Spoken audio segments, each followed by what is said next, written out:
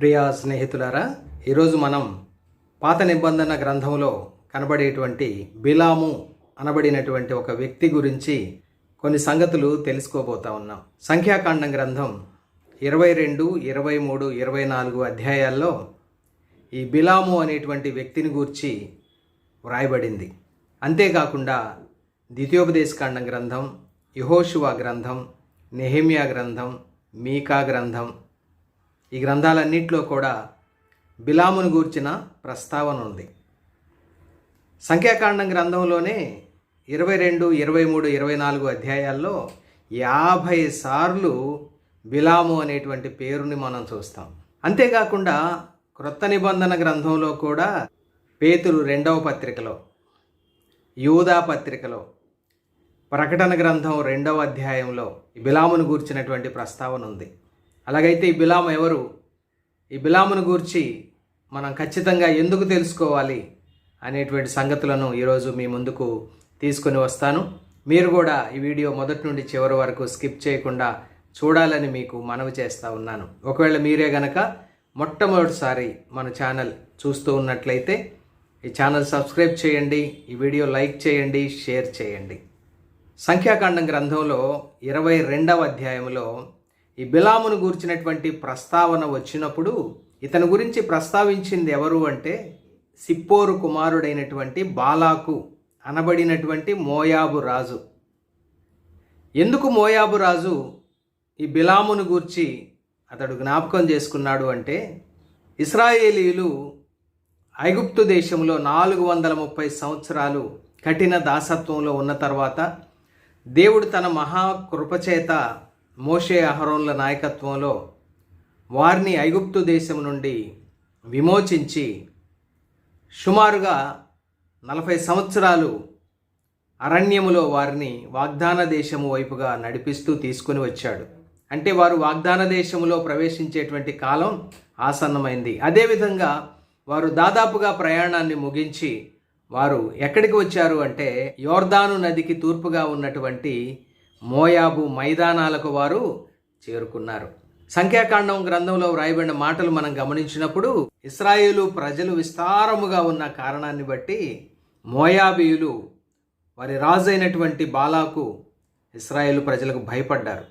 ఇది మొదటి కారణమైతే వారంతగా భయపడటానికి రెండవ కారణం, వారు మోయాబు మైదానాలకు రాకముందు ఇటు యోర్దానుకు తూర్పుగా ఉన్నటువంటి మోయాబీయుల, అమ్మోనీయుల ప్రదేశములో పేరుగాంచినటువంటి 2 అమోరీయుల రాజులైనటువంటి సీహోనుని, అదేవిధంగా అమోరీయుల రాజైనటువంటి ఓగును వారు ఓడించారు. ఎవరు ఈ అమోరీయుల 2 రాజులు అంటే వీరు రెఫాయియులుగా ఎంచబడ్డారు. రెఫాయియులు అంటే ఉన్నత దేహులైనటువంటి అనాకీయులు. వీళ్ళు రెఫాయిం అంటే ఇంగ్లీష్లో ఈక్వలెంట్ వర్డ్ జైంట్, అంటే జైంట్ పర్సనాలిటీలు కలిగినటువంటి అమోరీయులు వాళ్ళు. నిజానికి కనాను దేశంలో 7 జాతుల అన్య ప్రజలు ఉన్నారు. ఆ 7 జాతుల్లో ఒక జాతి అమోరీయుల జాతి. కానీ అమోరీయుల యొక్క ఉన్నత దేహాలను బట్టి, వారి యొక్క శక్తి సామర్థ్యాలను బట్టి కనాను దేశంలో ఉన్నటువంటి 7 జాతుల ప్రజలు కూడా అమోరీయులుగా పిలువబడ్డారు. ఈ సంగతిని మనం ఆదికాండం గ్రంథం 15వ అధ్యాయం 16వ వచనంలో చూస్తాం.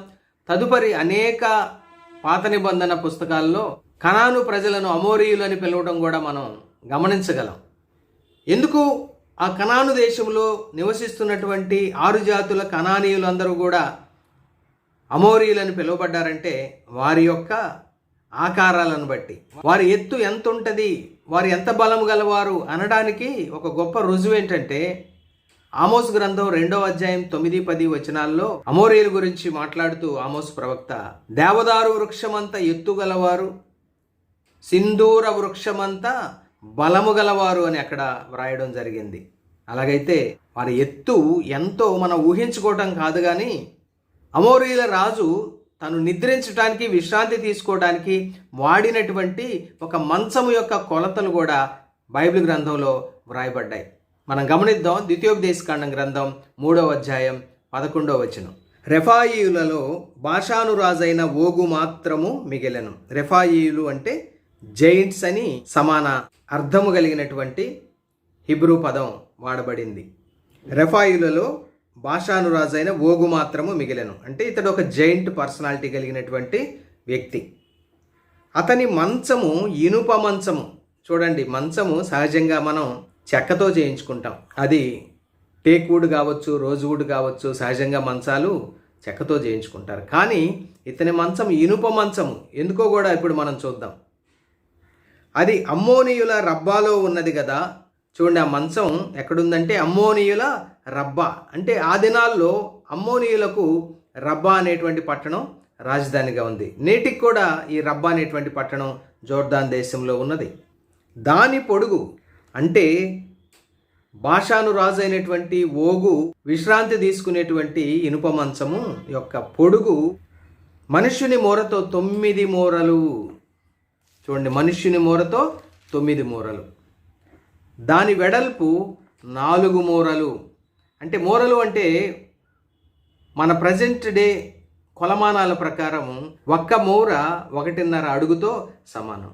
అలాగైతే ఆ మంచము యొక్క పొడుగు 9 మూరలు అంటే అది అడుగుల్లో 13.5 అడుగులు, 13.5 feet లెంత్ ఆ కాట్, ఆ మంచము యొక్క పొడుగు.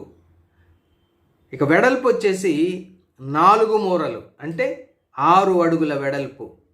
ఇది సింగిల్ కాట్ మంచం అని మనం చెప్పొచ్చు.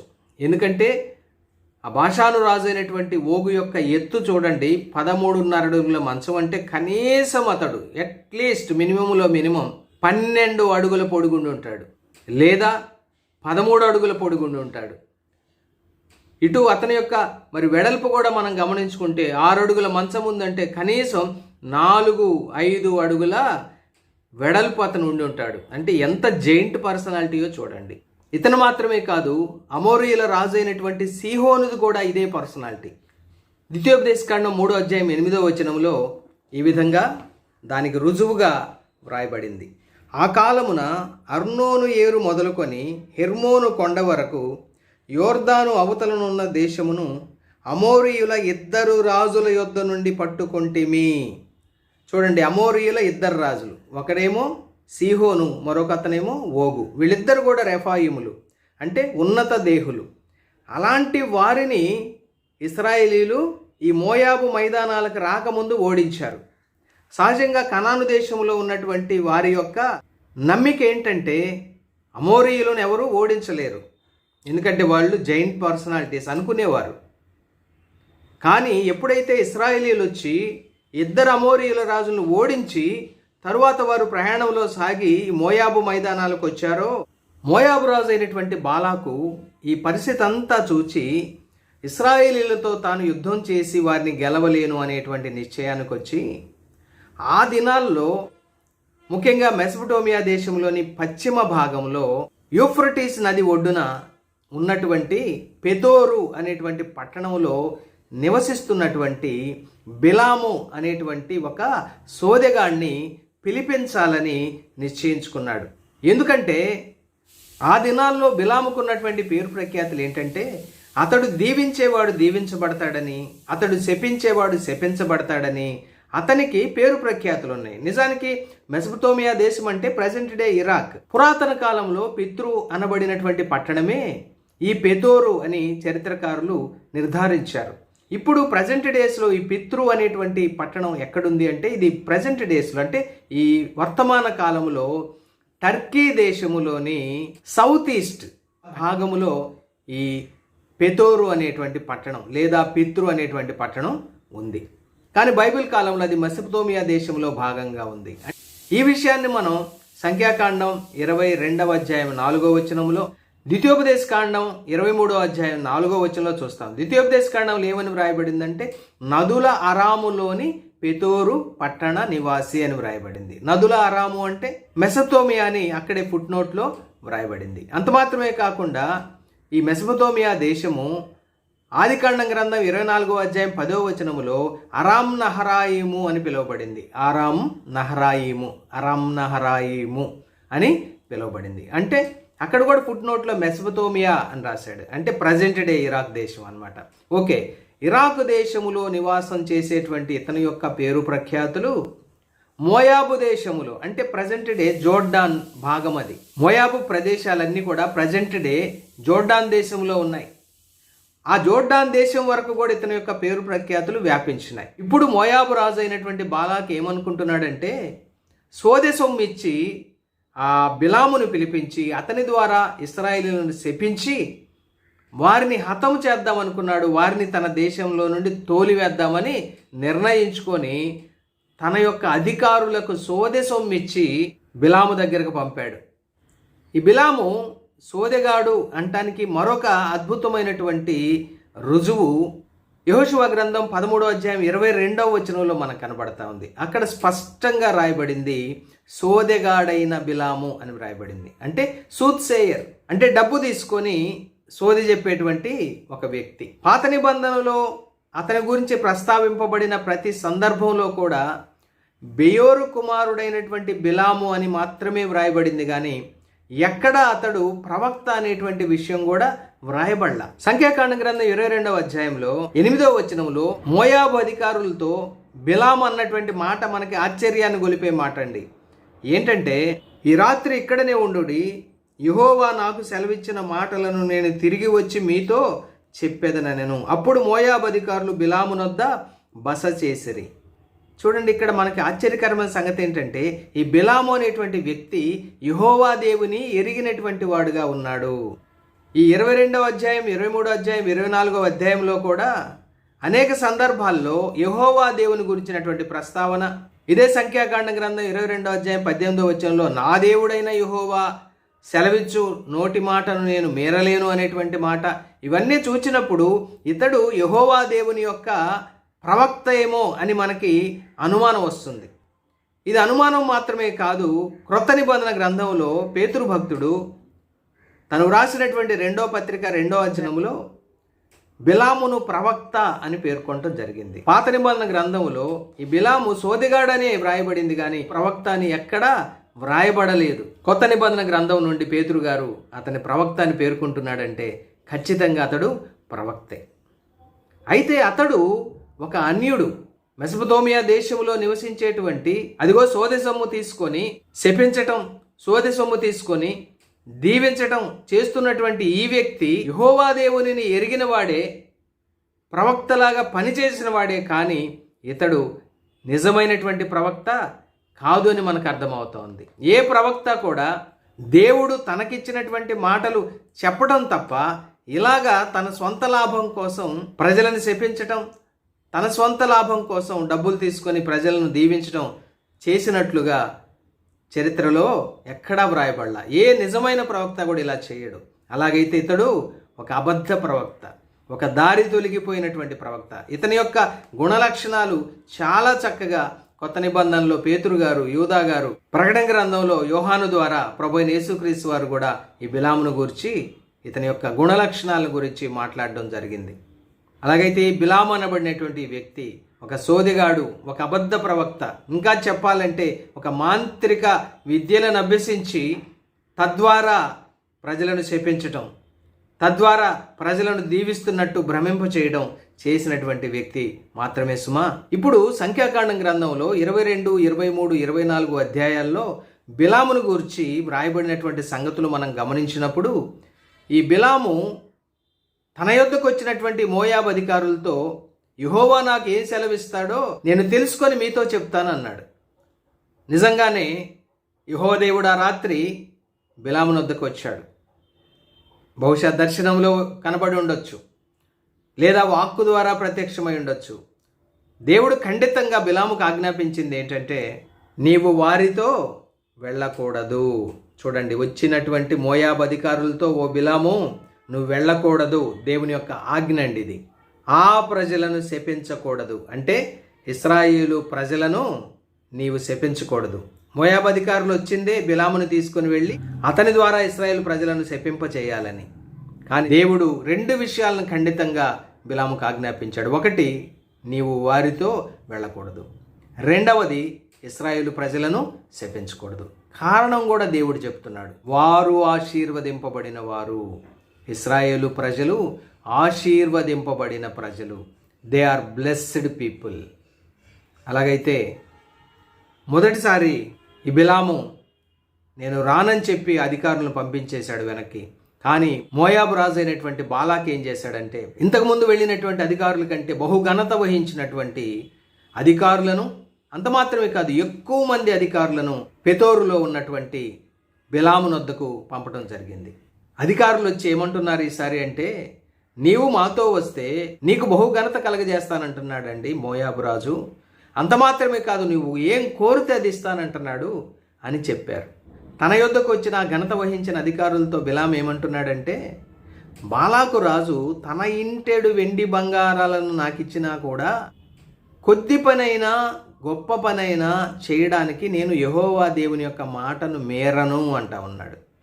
చాలా ఆశ్చర్యం కలుగుతూ ఉంటుంది. నిజంగా అలాంటి మనిషి ఆల్రెడీ దేవుడు నువ్వు వెళ్ళొద్దు, ఆ ప్రజలను శపించొద్దు అని చెప్పాడు. ఇప్పుడు ఏం చేయాలి? మీరు వెళ్ళిపోండి అని చెప్పాలి. కానీ ఏమంటున్నాడు? ఈ రాత్రి ఉండండి, యెహోవా దేవుడు నాతో ఇంకా ఏం సెలవిస్తాడో నేను తెలుసుకొని చెప్తాను అంటున్నాడు. అంటే ఇతనిలో ఉన్నటువంటి ఆ దురాశ అనేది చాలా స్పష్టంగా కనబడతా ఉంది. ఇది మొదటి సంగతి. ఇక రెండవది ఏంటంటే, తన హృదయంలో ఉన్నటువంటి ఆశను పరోక్షంగా బయట పెడుతున్నాడు. ఏమని? నాకు బాలాకు రాజు ఇల్లంతా బంగారం కావాలి, బాలాకు రాజు ఇల్లంతా వెండి కావాలి అంటున్నాడు. అది డిమాండ్. డైరెక్ట్గా చెప్పకుండా ఇండైరెక్ట్గా చెప్పినట్లుగా మనకి ఇక్కడ అర్థమవుతా ఉంది. అంటే అంత వెండి బంగారాల పట్ల ఆశ కలిగిన వాడుగా ఉన్నాడు. అతని మాటలే ఆ సంగతిని బయటపెడతా ఉన్నాయి. అదేవిధంగా ఆ రెండవసారి కూడా దేవుడు వాక్కు రూపంలోనో, దర్శన రూపంలోనో, కళ రూపంలోనో బిలాముతో మాట్లాడి ఏమంటున్నాడంటే, సరే ఆ మనుషులు నేను పిలవడానికి వచ్చారు కదా, వాళ్ళతో వెళ్ళు, కానీ నేను నీతో చెప్పిన మాట చొప్పుననే నీవు చెయ్యాలి అన్నాడు దేవుడు. ఇక పర్మిషన్ దొరికిందని చెప్పి ఈ బిలాము ఎంత సంతోషించి ఉంటాడో. పొద్దున్నే లేచి తన గాడిదకు గంత కట్టి తన 2 పనివారిని తీసుకొని ఆ గాడిద మీద ప్రయాణమై వెళ్తా ఉన్నాడు మోయాబు దేశానికి. కానీ తర్వాత అక్కడ చూస్తే అతడు వెళ్ళుచుండగా దేవుని కోపము రగులుకొనెను అని మనకు ఒక సందేహం రావచ్చు. దేవుడే కదా వెళ్ళమన్నాడు అని. దీనికి కారణం ఏంటంటే, ఇశ్రాయేలీలు ఐగుప్తు దేశం నుంచి విమోచించబడి హోరేబు కొండకు వచ్చిన తర్వాత అక్కడ ఆ మజిలీ పూర్తయిన తర్వాత వారు తిరిగి ప్రయాణం ఆరంభించినటువంటి సందర్భంలో ఇశ్రాయేలు ప్రజల మధ్య ఉన్నటువంటి మిశ్రిత జనం మాంసాపేక్ష కలిగి ఇశ్రాయేలీలతో కలిసి మాంసం కొరకు ఏడ్చారు. ఇశ్రాయేలు ప్రజలు అప్పటి వరకు అద్భుతమైనటువంటి రుచి కలిగినటువంటి మన్నాను ప్రతిరోజు తింటూ వస్తున్నారు. కానీ అంత రుచి కలిగిన మన్నా దేవుడు వారికి ఇస్తున్నప్పటికీ కూడా మాంసం కొరకు ఏడ్చారు. ఈ విషయం దేవునికి బాగా కోపం తెప్పించింది. అయినప్పటికీ కూడా వారు అడిగినట్లుగానే వారికి మాంసం ఇచ్చాడు. కానీ దేవుని కోపం వారి మీద రగులుకుంది. ఈ విషయాన్ని కీర్తనాకారుడు ఆసాపు 78వ కీర్తన 29, 30, 31 వచనాల్లో జ్ఞాపకం చేశాడండి. ఒకసారి ఆ సంగతిని కూడా మీకు చదివినిపిస్తాను. వారు ఆశించిన దానిని ఆయన అనుగ్రహించను. వారు మాంసం ఆశించారు, ఆ మాంసాన్ని ఆయన అనుగ్రహించారు. వారు కడుపారా తిని తనిశారు. వారి ఆశ తీరక మునిపే ఆహారం ఇంకా వారి నోళ్లలో ఉండగానే దేవుని కోపము వారి మీదికి దిగెను. వారిలో బలిసిన వారిని ఆయన సంహరించెను. చూసారా స్నేహితులారా, దేవుని చిత్తానికి వ్యతిరేకంగా ఆయన వద్దు అన్నది, ఆయన వారికి ఇవ్వనిది వారు కోరుకున్నప్పుడు దేవుని యొక్క ప్రతిస్పందన ఇలానే ఉంటుందండి. కాబట్టి ఇక్కడ బిలాము విషయంలో కూడా తన చిత్తానికి వ్యతిరేకంగా వెళ్ళాలనే మనసు కలిగినటువంటి బిలామును వెళ్ళమన్నాడే. కానీ తర్వాత జరిగిన సంఘటన చూస్తే దేవుని యొక్క న్యాయం అనేది అక్కడ మనం చూడగలం. సంఖ్యాకాండం 22:22 అతడు వెళ్ళుచుండగా దేవుని కోపము రగులుకొనెను. చూసారా, యెహోవా దూత అతనికి విరోధి అయి త్రోవలో నిలిచెను. తన చిత్తానికి వ్యతిరేకంగా వెళ్తున్నటువంటి బిలాముకు వ్యతిరేకంగా విరోధిగా యెహోవా దూత ఖడ్గము దూసి మార్గములో నిలిచినట్లు మనం చూస్తూ ఉన్నాం. అలాగైతే యెహోవా దూత ఎవరు? మన ప్రభు అయిన యేసుక్రీస్తు వారి యొక్క పాత నిబంధన ప్రత్యక్షతల్లో ఇది ఒకటి. అలాగైతే ఖడ్గము దూసి నిలిచినటువంటి యెహోవా దూత అక్కడ నిలబడి ఉండగా ఆ గాడిద చూచిందండి.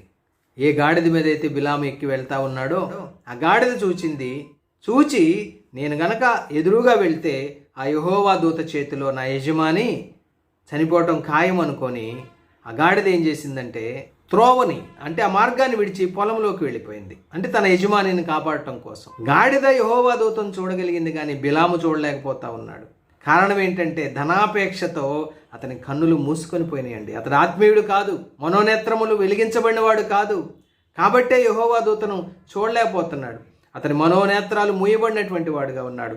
అతడు ప్రవక్తని పేరు పెట్టుకున్నాడే కానీ అతడు నిజానికి ఒక సోదెగాడు మాత్రమే సుమా, ఒక దారి తొలగిపోయినటువంటి ప్రవక్త మాత్రమే సుమా. యెహోవా దేవుని యొక్క జ్ఞానం కలిగి ఉన్నాడు కానీ అది అనుభవ జ్ఞానముగా అతనికి లేదు. ఎలా తెలుసుకున్నాడో యెహోవా దేవుని గురించి తెలుసుకొని ఆ యెహోవా దేవుని ప్రవక్తగా చలామణి అవుతూ వచ్చాడు. కానీ ఆ దినాల్లో కనాను దేశంలో ఈ సోదెగాళ్ళు ఉండటం మనం చూస్తాం. సోదె చెప్పటం పాపము అని సమూయేలు మొదటి గ్రంథం 15వ అధ్యాయం 23వ వచనంలో స్పష్టంగా వ్రాయబడిందండి. తిరుగుబాటు చేయుట సోదె చెప్పుటయను పాపముతో సమానము అన్నాడు. ఈ బిలాము అనేటువంటి ఈ వ్యక్తి యెహోవా దేవుని యొక్క నిజమైన ప్రవక్త అయితే ఇతడు సోదె చెప్పడండి. ఇది స్పష్టం. అతని హృదయంలో ధనాపేక్షతో నింపబడి ఉన్నాడు. ఎప్పుడైతే ఈ గాడిద దారిలో నుండి తొలగి పొలంలోకి వెళ్ళిందో, ఎందుకు వెళ్ళిందో బిలాముకి అర్థం కావట్లా. ఇక ఇష్టం వచ్చినట్టు దాన్ని కొట్టి మళ్ళా దారిలోనికి తీసుకొని వచ్చి ప్రయాణమే వెళ్తున్నాడు. ఇక రెండవసారి యెహోవా దూత ఎక్కడ నిలబడ్డాడు అంటే 2 గోడలు కలిగినటువంటి ప్రదేశంలో మధ్యలో కత్తి దూసి నిలబడ్డాడు. గాడిదకి అర్థమైంది, నేను ముందుకు వెళ్తే యెహోవా దూత నా యజమానిని చంపేస్తాడు, అతను తప్పించాలనే ఉద్దేశంతో ప్రక్కకు తిరుగుదామని చెప్పి గోడ వైపు వెళ్ళింది. ఇక ఆ గాడిదకి అర్థమైంది, నేను ముందుకు వెళ్తే నా యజమానిని యెహోవా దూత చంపేస్తాడు, కాబట్టి నా యజమానిని కాపాడాలనే ఉద్దేశంతో గోడ వైపు వెళ్ళింది. గోడ వైపు వెళ్ళగానే ఆ గోడకి ఈ గాడిదకి మధ్య ఈ బిలాము కాలు గోడకి గట్టిగా ఒత్తుకుపోయింది. ఇక ఆ దెబ్బ తగిలేసరికి ఇంకా కోపం వచ్చింది బిలాముకి. కోపం వచ్చి ఆ గాడిదను మళ్ళా కొట్టాడు. ఇక మళ్ళా దారిలోకి తీసుకొచ్చి ప్రయాణం కొనసాగిస్తున్నాడు. ఈసారి యెహోవా దూత ముందుగా వెళ్తూ ఏం చేశాడంటే కుడికైనా ఎడమకైనా తిరగటానికి వీలు లేని ఇరుకు చోట నిలవబడ్డాడు. గాడిద చూసింది, దానికి అర్థమైంది, ఇక నేను ముందుకు వెళ్ళలేను, ప్రక్కకి వెళ్ళలేను, వెనక్కి వెళ్ళలేను అని చెప్పి ఉన్న చోటనే కూలబడిపోయింది తన యజమానితో సహా. ఇక బిలాము కోపము మండిపోయి తన చేతిలో ఉన్నటువంటి కర్రతో ఆ గాడిదని ఇష్టం వచ్చినట్టు కొట్టాడు. అంటే గాడిదని 3 మారు కొట్టాడు, 3 సార్లు కొట్టాడు. వెంటనే దేవుడు ఈ బిలాముకు బుద్ధి చెప్పడానికి ఒక ఆశ్చర్యకార్యం జరిగించాడండి. మనం సంఖ్యాకాండం గ్రంథం 22వ అధ్యాయం 28, 29, 30 వచనాలు చూద్దాం. అప్పుడు యెహోవా ఆ గాడిదకు వాక్కునిచ్చెను కనుక అది తన యజమాని అయినటువంటి బిలాముతో మాట్లాడుతుంది. ఏమని? నీవు నన్ను 3 మారు కొట్టితివి, నేను నిన్నేమి చేసి తినని బిలాముతో అనగా.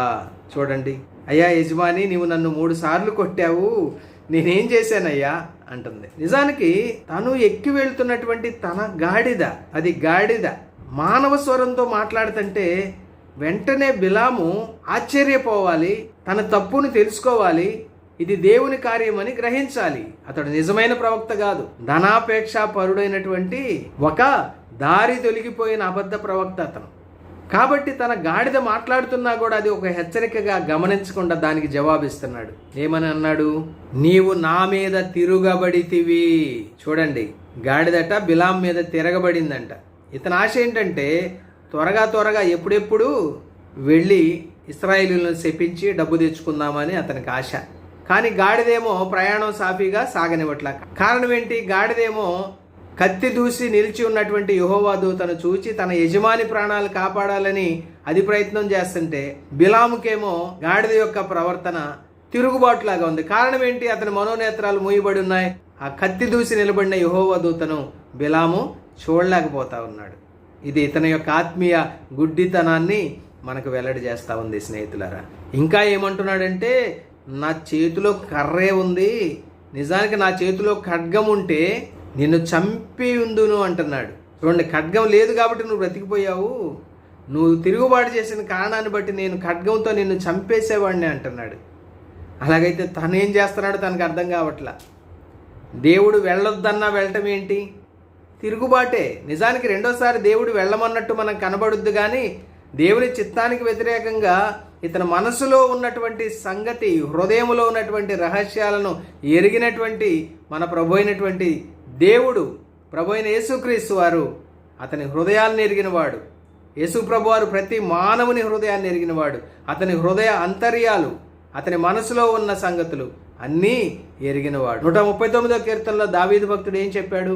అయ్యా, నా మనసులో తలంపు పుట్టక మునిపే అది నీవు ఎరిగి ఉన్నావు, మాట నా నాలుకకు రాక మునిపే నీవు ఎరిగి ఉన్నావు అంటాడు. కాబట్టి ఇతని హృదయములో వెళ్ళాలనే కోరిక ఉంది, ఇతని హృదయములో ఇశ్రాయేలును శపించాలనే కోరిక ఉంది, ఇతని హృదయములో బాలాకు రాజు ఇచ్చేటువంటి ఇంటెడు వెండి బంగారాలను డిమాండ్ చేసి తెచ్చుకోవాలనేటువంటి ఆలోచన ఉంది. ఆలోచనలు ఎరిగినటువంటి యెహోవా దూత ఖడ్గము ధరించి ఇతనికి విరోధి అయి మార్గములో నిలవడం జరిగింది. స్నేహితులారా, ఎప్పుడైతే నా చేతిలో ఖడ్గం ఉంటే నేను చంపేస్తానని గాడిద అన్నాడు, అప్పుడు గాడిద మళ్ళా మాట్లాడుతుంది. ఏమంటుంది గాడిద? సంఖ్యాకాండం 22:30. అందుకు గాడిద, నేను నీదాననైనది మొదలుకొని నేటి వరకు నీవు ఎక్కుచూ దిగుచూ వచ్చిన నీ గాడిదను కానా?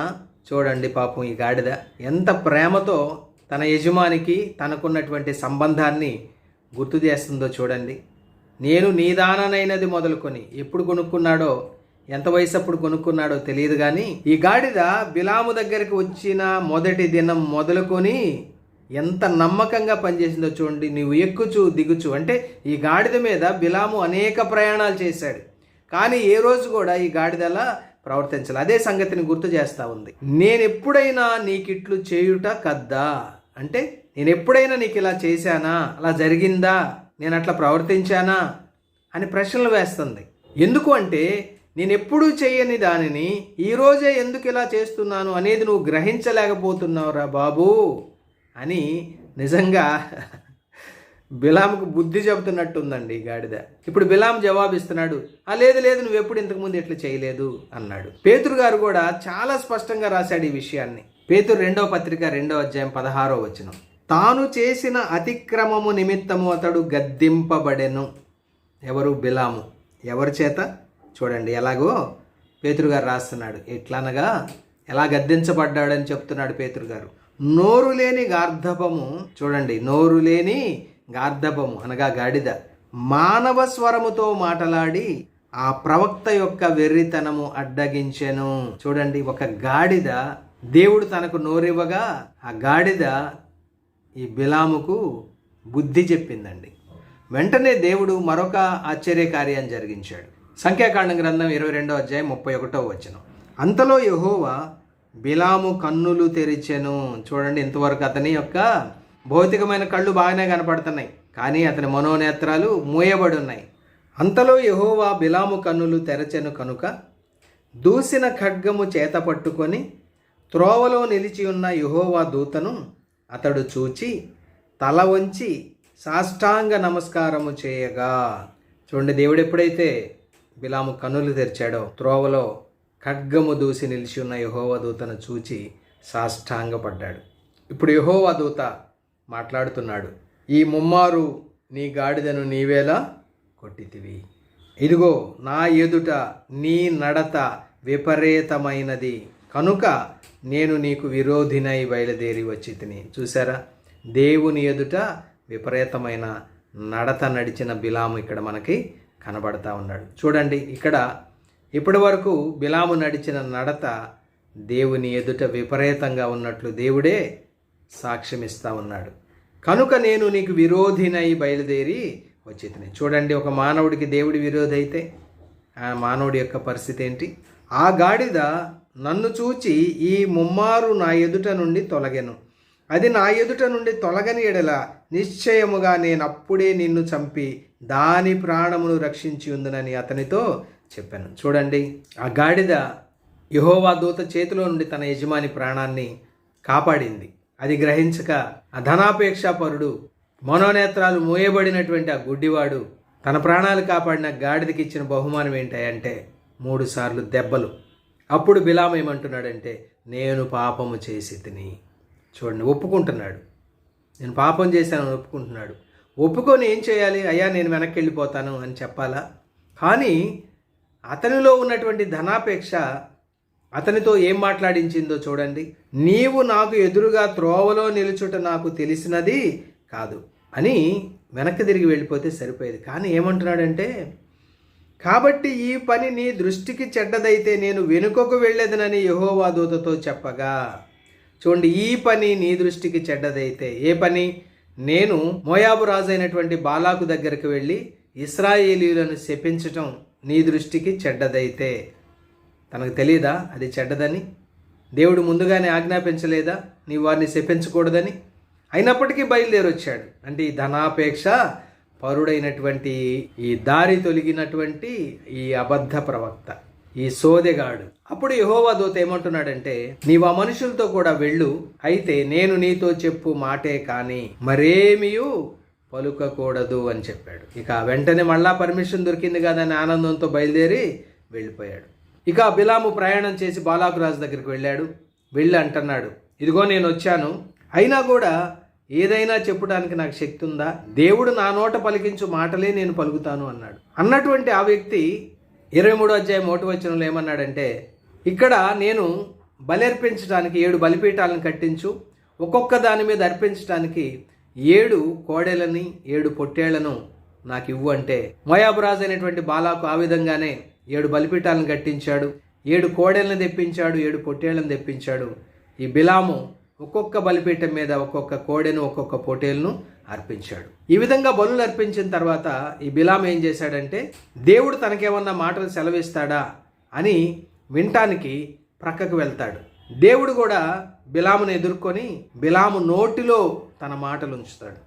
జాగ్రత్తగా వినండి. బిలాము నోట్లో తన మాటలు ఉంచితే అతడు వెళ్ళి మొదటి ప్రవచనం ఇశ్రాయేలులను దీవిస్తాడు. రెండవసారి కూడా మరలా మరొక ప్రదేశంలో ఇశ్రాయేలు సమూహం అంతా కనబడేటట్లుగా ఉన్నటువంటి బయలు యొక్క ఉన్నత స్థలంలో మళ్ళా రెండవసారి కూడా 7 బలిపీఠాలను కట్టిస్తాడు. 7 బలిపీఠాల మీద కూడా ఒక్కొక్క దాని మీద ఒక్కొక్క కోడెను ఒక్కొక్క పొట్టేలను అర్పిస్తాడు. మళ్ళా అర్పించిన తర్వాత నేను వెళ్ళి యెహోవా దేవుడు నాకేం చెప్తాడో అది వచ్చి మీతో చెప్తానంటాడు.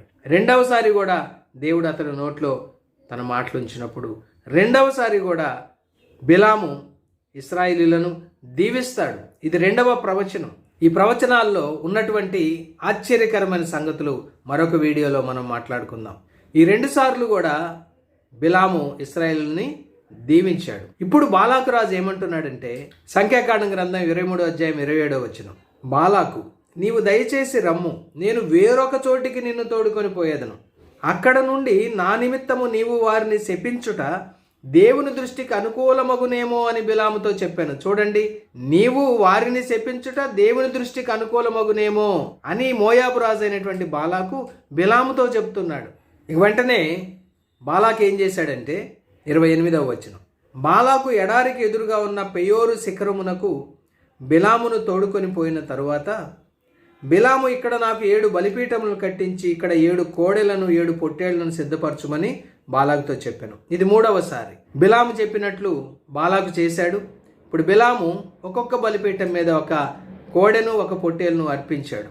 అప్పుడేం జరిగిందంటే, మరలా సంఖ్యాకాండం గ్రంథం 24వ అధ్యాయం మొదటి 2 వచనాలు, ఇశ్రాయేలీయులను దీవించుట యెహోవా దృష్టికి మంచిదని బిలాము తెలుసుకొనినప్పుడు అతడు మునుపటి వలె శకునములను చూచుటకు వెళ్ళక, చూడండి ఇంతవరకు 2 సార్లు శకునాలు చూశాడు, అరణ్యం వైపు తన ముఖమును తిప్పుకొనెను. బిలాము కన్నులెత్తి ఇశ్రాయేలీయులు తమ తమ గోత్రముల చొప్పున దిగియుండుట చూచినప్పుడు దేవుని ఆత్మ అతని మీదికి వచ్చెను, కనుక అతడు ఉపమాన రీతిగా ఇట్లనెను. ఇది 3వ ప్రవచనం. ఇక్కడ మనకు ఒక సందేహం రావచ్చు, దేవుని ఆత్మ ఒక అబద్ధ ప్రవక్త ద్వారా మాట్లాడతాడా అని మనకు సందేహం రావచ్చు. అలాగైతే పాత నిబంధన చరిత్రలో అనేక సందర్భాలు ఉన్నాయి. అన్యులను, తనను ఎరగనటువంటి అన్య జాతి రాజులను, అన్యజాతి ప్రజలను దేవుడు తన సంకల్ప సిద్ధి కొరకు వాడుకున్నట్లు మనం చూస్తామండి. పరిశుద్ధాత్ముడు అతనికి మాటలు అందించాడు అంటే అతడు దేవుని యొక్క ప్రవక్తని కాదండి. ఇక్కడ దేవుడు తన సంకల్పం, తన చిత్తం వెల్లడి చేయడం కొరకు మాత్రమే తన ఆత్మ ద్వారా అతనితో మాట్లాడించాడు. ఇది మనం గ్రహించాలి. ఈ 3వసారి కూడా ఇశ్రాయేలీయులను అతడు దీవించాడు. ఇది 3వ ప్రవచనం. అంటే మొదటి 2 సార్లు దేవుడు తన మాటలు బిలాము నోట్లో ఉంచాడు, 3వసారి తన ఆత్మతో బిలాము ద్వారా పలికించాడు. ఇక 3 సార్లు కూడా ఇశ్రాయేలీయులను బిలాము శపించకుండా దీవించడం చూసి బాలాకు రాజుకు చాలా కోపం వచ్చింది. ఇప్పుడు ఏమంటున్నాడు బాలాకు రాజు అంటే, సంఖ్యాకాండం గ్రంథం 24వ అధ్యాయం 10వ వచనం, అప్పుడు బాలాకు కోపము బిలాము మీద మండెను, కనుక అతడు తన చేతులు చరచుకొని బిలాముతో, నా శత్రువులను శపించుటకు నిన్ను పిలిపించితిని, కానీ నీవు ఈ ముమ్మారు వారిని పూర్తిగా దీవించితివి. కాబట్టి నీవు ఇప్పుడు నీ చోటికి వేగముగా వెళ్ళేది. నేను మిక్కిలి ఘనపరచేదనని చెప్పితిని గాని యెహోవా నీవు ఘనత పొందకుండా ఆటంకపరచెను అనెను. అందుకు బిలాము బాలాకుతో, బాలాకు తన ఇంటెడు వెండి బంగారములను నాకిచ్చినను నా ఇష్టము చొప్పున మేలైనను కీడైనను చేయుటకు యెహోవా సెలవిచ్చిన మాటను మీరలేను. యెహోవా ఏమి సెలవిచ్చును అదే పలికెదనని నీవు నా యొద్దకు పంపిన నీ దూతలతో నేను చెప్పలేదా? చిత్తగించుము, నేను నా జనుల యొద్దకు వెళ్ళుచున్నాను. ఇంతవరకు బాగానే ఉంది. నిజంగా ఇక్కడ రాయబడినటువంటి సంగతులు మనం చదివినప్పుడు అబ్బా బిలాము ఎంత మంచి వ్యక్తి అండి అని మనకు అనిపించవచ్చు. కానీ ఇదే సంఖ్యాకాండం గ్రంథం 31వ అధ్యాయం 16వ వచనంలో మాట, పేతురు 2వ పత్రిక 2వ అధ్యాయం 15-16 వచనాల్లోని మాట, ప్రకటన గ్రంథం 2వ అధ్యాయం 14వ వచనంలోని మాట మనం గమనించినప్పుడు ఈ బిలాము ఎంత చెడ్డవాడో మనకు అర్థమవుద్దండి. ఆ సంగతులు మీకు వివరిస్తాను. సంఖ్యాకాండం గ్రంథం 24వ అధ్యాయంలో 4వ ప్రవచనాన్ని చెప్పిన తర్వాత 25వ వచనంలో ఏం రాయబడిందంటే, అంతటా బిలాము లేచి తన చోటికి తిరిగి వెళ్ళెను, బాలాకును తన త్రోవను వెళ్ళెను అని రాయబడింది. కానీ 25వ అధ్యాయం మొదటి 2 వచనాల్లో ఏం రాయబడిందంటే, ఇశ్రాయేలీయులు షిత్తీములో దిగి ఉండగా ప్రజలు మోయాబు రాండ్రతో వ్యభిచారము చేయసాగిరి. చూడండి ఇక్కడ ఎంత భయంకరమైన సంగతి మనకు కనబడతా ఉందో. మోయాబు మైదానములో షిత్తీము అనేటువంటి ప్రదేశంలో దిగినటువంటి ఇశ్రాయేలీలు మోయాబు స్త్రీలతో వ్యభిచారం చేస్తున్నారట. ఇక ఆ తరువాత ఆ స్త్రీలు అంటే ఆ మోయాబు స్త్రీలు ఎవరితైతే వీరు వ్యభిచారం చేశారో ఆ మోయాబు స్త్రీలు తమ దేవతల బలులకు ప్రజలను పిలువగా వీరు భోజనము చేసి వారి దేవతలకు నమస్కరించిరి. అట్లు ఇశ్రాయేలీయులు బయల్పెయోరుతో కలిసి కొనినందున వారి మీద యెహోవా కోపము రగులుకొనెను. ఐగుప్తు దేశము నుండి విమోచింపబడిన దేవుని యొక్క స్వంత ప్రజలు, విమోచింపబడిన జనాంగం, ప్రత్యేకపరచబడినటువంటి ఇశ్రాయేలు ప్రజలు ఈ రీతిగా అన్య స్త్రీలతో వ్యభిచారం చేయడం మాత్రమే కాదు, ఆ మోయాబీయులు తమ దేవతలకు అర్పించినటువంటి బలుల మాంసము వారు తినడం, మూడవది వారి విగ్రహాలకు మ్రొక్కటం. చూడండి, ఇక్కడ ఇశ్రాయేలీలు దేవుని సొంత ప్రజలు 3 భయంకరమైన పాపాలు చేశారు. ఒకటి మోయాబు స్త్రీలతో వ్యభిచారం చేయడం, రెండవది మోయాబీయులు తమ దేవతల విగ్రహాలకు అర్పించినటువంటి బలి పశువుల యొక్క మాంసముతో సిద్ధపరచబడినటువంటి భోజనాన్ని చేశారు, మూడవది మోయాబీయుల దేవతలకు మ్రొక్కారు. భయంకరమైనటువంటి దేవుడు నిషేధించినటువంటి పాపాలు ఇక్కడ ఇశ్రాయేలీలు చేశారు. ఫలితంగా దేవుని కోపం వారి మీద రగులుకొని సంఖ్యాకాండ గ్రంథం 25వ అధ్యాయం 9వ వచనం ప్రకారం 24,000 మంది ఇశ్రాయేలు ప్రజలు తెగులు చేత చనిపోయారండి. ఎలా జరిగింది ఇది? దీనికి జవాబు సంఖ్యాకాండం గ్రంథం 31వ అధ్యాయం 16వ వచనంలో మనకు కనబడతా ఉంది. ఇదిగో బిలాము మాటను బట్టి పెయోరు విషయములో ఇశ్రాయేలీయుల చేత యెహోవా మీద తిరుగుబాటు చేయించిన వారు వీరు కారా? అందుచేత యెహోవా సమాజములో తెగులు పుట్టి ఉండెను గదా. ఇప్పుడు ఆ తెగులు గురించే, ఆ తెగులు ద్వారా చనిపోయిన 24,000 మంది గురించే మనం చదువుకున్నాం. మోయాబు స్త్రీల గురించి మాట్లాడుతూ ఇక్కడ ఈ మాట వ్రాయబడింది. బిలాము మాటను బట్టి పెయోరు విషయములో, వారి దేవత విషయములో ఇశ్రాయేలీయుల చేత యెహోవా మీద తిరుగుబాటు చేయించిన వారు ఈ మోయాబు స్త్రీలు కారా? ఎలా చేశారా మోయాబు స్త్రీలు? బిలాము మాటను బట్టి చేశారట. చూడండి, ఇక్కడ మనం పాయింట్కి వస్తున్నాం. బిలామేమో 4 సార్లు ఇశ్రాయేలును దీవించినట్లుగా ఉంది, తన దారిని తాను వెళ్ళిపోయాడు. కానీ బిలాము వీరికి ఈ మాట ఎప్పుడు చెప్పాడు? దీనికి జవాబు మళ్ళా ప్రకటన గ్రంథం 2వ అధ్యాయం 14వ వచనములో మనం చూస్తాం. ప్రభువైన యేసుక్రీస్తు వారు యోహాను ద్వారా వ్రాయించిన సంగతి అది. పెర్గమా సంఘపు దూతతో మాట్లాడుతూ యేసు ప్రభువారు ఈ విధంగా మాట్లాడుతున్నాడు. అయినను నేను నీ మీద కొన్ని తప్పిదములు మోపవలసి ఉన్నది. అవేవనగా విగ్రహములకు బలి ఇచ్చిన వాటిని తినునట్లును, జారత్వము చేయునట్లును, ఇశ్రాయేలీయులకు ఉరియొడ్డుమని బాలాకునకు నేర్పిన బిలాము బోధను అనుసరించు వారు నీలో ఉన్నారు. ఇక్కడ చూడండి, మనకి ఈ బిలాము యొక్క కుయుక్తి మనకు కనబడతా ఉంది. బయటకేమో యెహోవా దేవుడు సెలవిచ్చిన మాటలే నేను చెప్తాను, అంతకుమించి నేను ఒక్క మాట కూడా చెప్పలేను అన్నాడు. ఆ విధంగా చెప్పి వెళ్ళిపోయినట్లుగా సంఖ్యాకాండం గ్రంథం 24వ అధ్యాయం 25వ వచనంలో మనం చూసాం.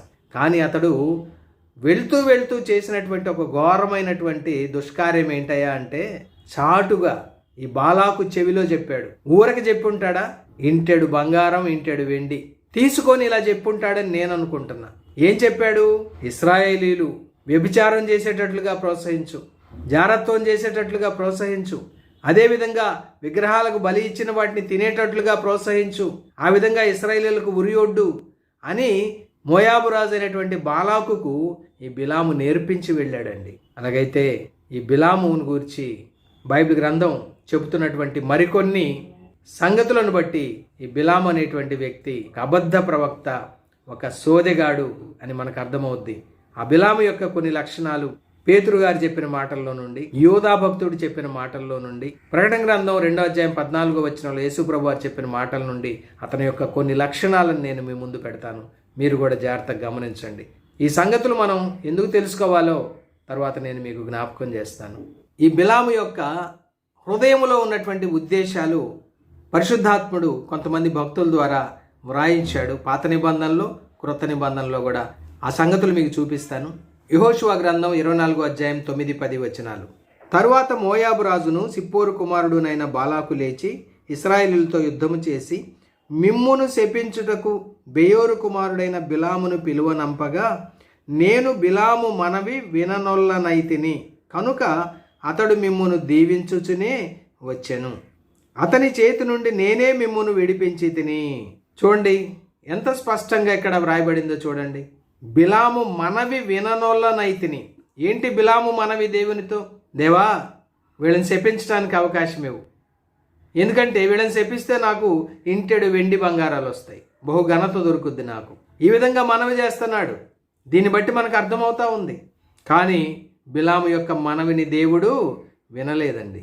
కాబట్టే అతడు ఇశ్రాయేలును దీవించుచునే వచ్చాడు ఆ ముమ్మారు.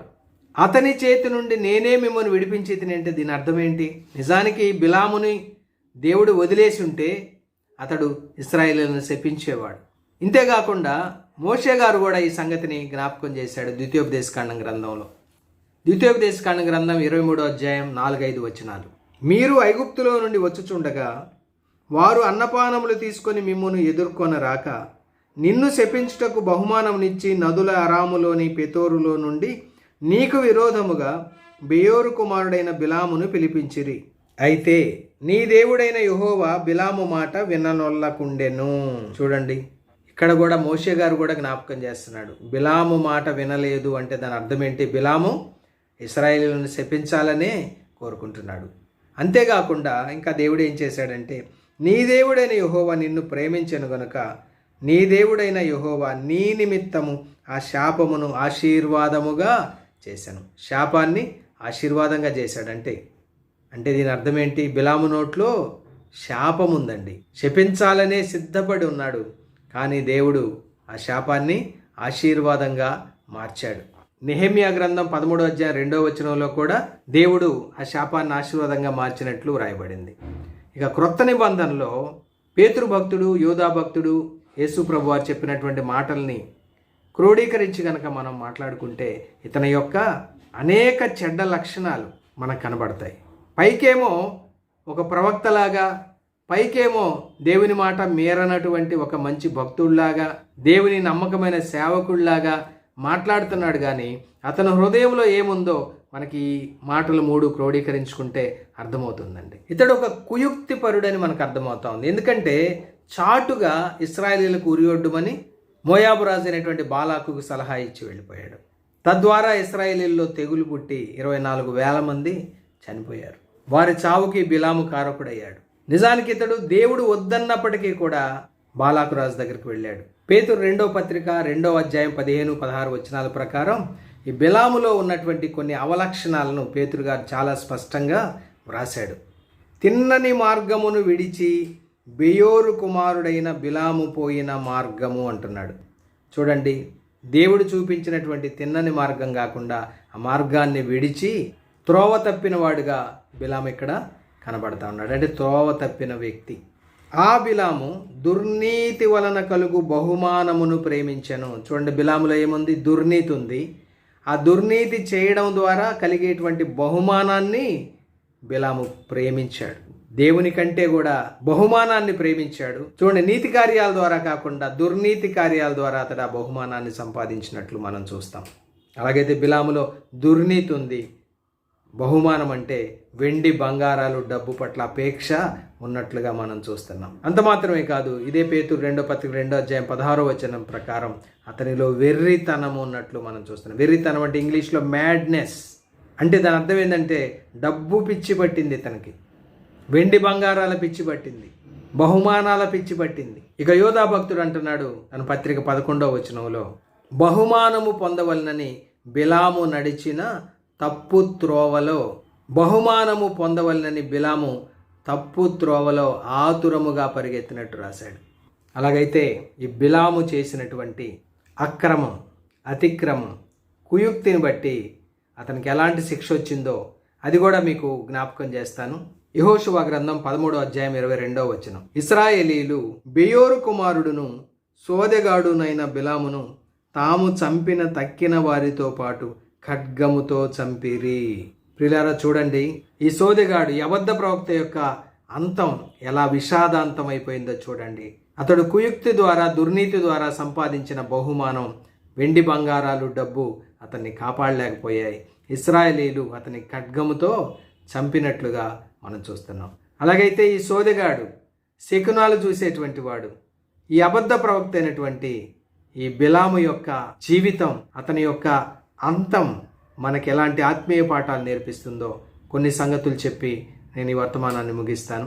జాగ్రత్తగా వినండి. ఇతని జీవితం నుండి ఆత్మీయ హెచ్చరికలను గమనించుకుందాం. మొదటిది, దేవుని యొక్క ఆజ్ఞలను ధిక్కరించకూడదని, ఆయన యొక్క హెచ్చరికలను అలక్ష్యం చేయకూడదని మనం నేర్చుకున్నాం.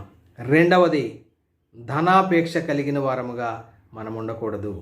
మూడవది, తప్పుడు మార్గాలలో ధన సంపాదన చేయకూడదు.